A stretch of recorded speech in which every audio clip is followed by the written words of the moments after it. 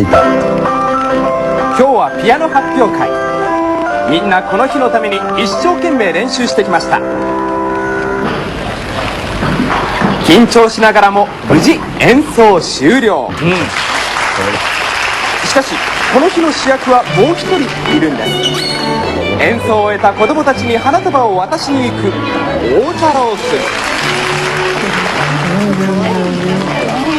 無事大役をこなし、ちょっと得意げ。続いてこちらの女の子、先生との演奏が終わり、再び花束を渡しに向かう大太郎君。ところが今見たでしょ。